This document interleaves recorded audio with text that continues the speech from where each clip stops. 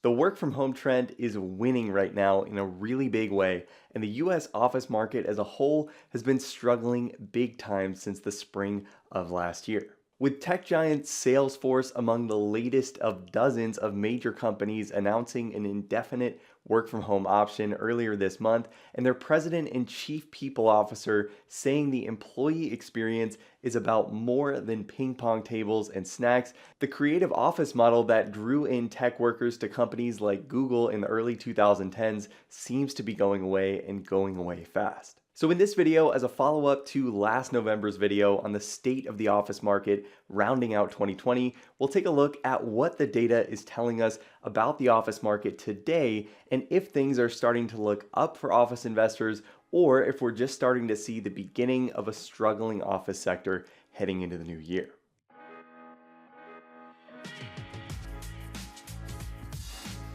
So with work from home essentially becoming mandatory for many companies throughout the majority of 2020, both employees and employers have been able to see how these work from home scenarios work from a productivity perspective and if this is really a sustainable way of working in the future. After almost a full year of full-time remote work being a reality for both large and small companies across the entire country, we're starting to see some interesting data around office space needs across the board going forward and how employers plan to shift their office footprint in the future. In a December 2020 survey by Cornet Global that surveyed 138 corporate real estate professionals, respondents expected traditional time in the office to make up just 47% of the average employee's work week going forward, with employees working from home during 42% of the work week and the remaining balance of the week split between co-working space and an other category not named in the report. And PwC's US Remote Work Survey, published in January of this year, using data from 133 company executives and 1,200 US office workers, found that 83% of employers surveyed considered remote work a success. 52% of employers found that productivity improved when employees worked from home, and 83% of employers surveyed reported plans to increase the level of remote work in the future, with 24% of all respondents reporting that employees will work remotely a significant amount of the work week going forward, or that the company is giving up on office space entirely. And this shift in employer sentiment as the work from home concept has started to prove its effectiveness over the last 12 months is starting to cause a few big ripple effects in the office real estate market that are really starting to show up in the most recent data we're seeing today. And the first big effect of this, which is not surprising considering the employer feedback that we just talked about, is we're starting to see a significant decrease in demand for office space overall throughout the entire country. According to the CBRE Q4 2020 US office figures report, the fourth quarter of 2020 was the third worst quarter on record for US office demand, and the country as a whole saw 28.4 million square feet of negative net absorption during this 3-month period. CBRE also reported that over the last 3 quarters, the US has seen negative net absorption of 80.1 million square feet, which is even greater than the 46.4 million square feet of negative net absorption we saw during the Great Financial Crisis from Q4 2008 to Q3 2009. San Francisco, Manhattan, New Jersey, Boston, and Los Angeles all saw some of the steepest negative net absorption rates in Q4, with Manhattan seeing 7.3 million square feet of negative net absorption, San Francisco seeing 6 million square feet of negative net absorption, and New Jersey, Boston, and Los Angeles all seeing negative net absorption numbers between 1.75 and 2.5 million square feet. San Francisco also saw a massive 6.2% increase in vacancy between Q3 and Q4, with Austin, Atlanta, and Charlotte seeing the next highest jumps on the list, with increases of about 2% to 2.5% quarter over quarter for each of these cities. Cushman & Wakefield's U.S. National Office Q4 Market Beat report also found that sublease space increased to 111.9 million square feet at the end of 2020, which represents a 79% increase from year-end 2019 figures. This number is also the highest amount of sublease space we've seen on the market since the third quarter of 2003, representing 13.4% of all available office space in the country. And on a market by market basis, this number shows an even sharper drop in demand, with sublease space accounting for a massive 51.8% of all available space on the market in San Francisco, 40.9% of all available space on the market in Midtown South Manhattan, and 33.7% of all available office space for lease in San Mateo County. Office vacancy on a national level also increased by record levels in Q4, jumping from 14.4% in Q3 to 15.5% by the end of the year, representing the largest quarter-over-quarter increase on record since the first quarter of 2002 and a 2.6% increase from year-end 2019 vacancy figures. Now, to make matters even worse for current office property owners, this shift in demand is likely only just the beginning, with long-term work-from-home announcements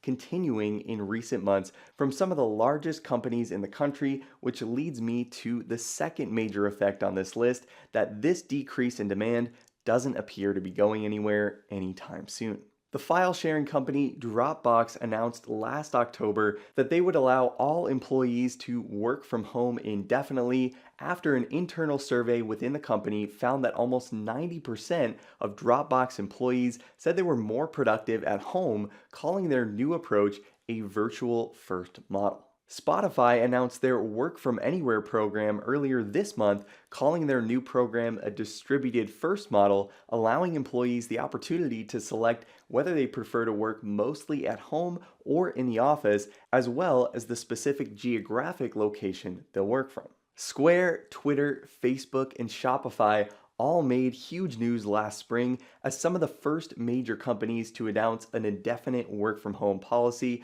and specialty outdoor retailer REI even went so far as to sell their newly completed 400,000 square foot Bellevue, Washington headquarters in September of last year, citing a shift to a distributed work model and offering employees the flexibility to work and live outside of the greater Seattle area. And as I mentioned earlier on in this video, Salesforce, one of the largest SaaS companies in the world, occupying more than half of the 1.4 million square feet of space in the tallest building in San Francisco, is one of the most recent additions to this indefinite work from home club, announcing additional work from home flexibility for employees going forward after their own internal survey found that nearly half of the company's employees want to come into the office only a few times per month. The majority of the Salesforce employee base will become flex workers, meaning that they'll come into the office 1 to 3 days per week.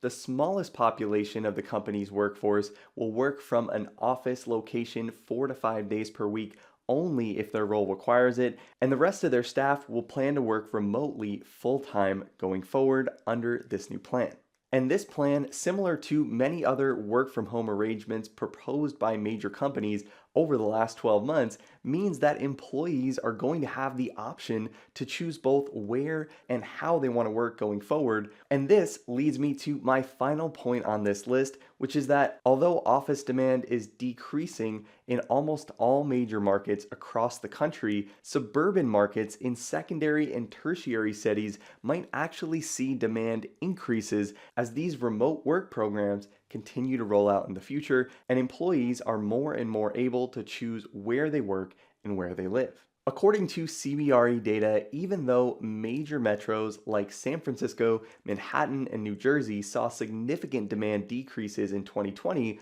markets like Pittsburgh, Las Vegas, Kansas City, Miami, and Houston saw some of the strongest office net absorption figures across the country at the end of last year. The CBRE office report also showed that while national downtown vacancies exceeded their previous peak from 2010, suburban office vacancies remained well short of their 2010 peak figures at just 15.6% versus the 18.6% vacancy rate seen in suburban office space during the depths of the Great Financial Crisis. Smaller regional metros also saw some of the lowest year-over-year vacancy increases in the report, with Baltimore, Maryland seeing only a 60 basis point increase, Tucson, Arizona, Cleveland, Ohio, and Las Vegas, Nevada each seeing only a 30 basis point increase, Cincinnati, Ohio seeing no change at all, and Jacksonville, Florida actually seeing a 70 basis point decrease in office vacancy in the metro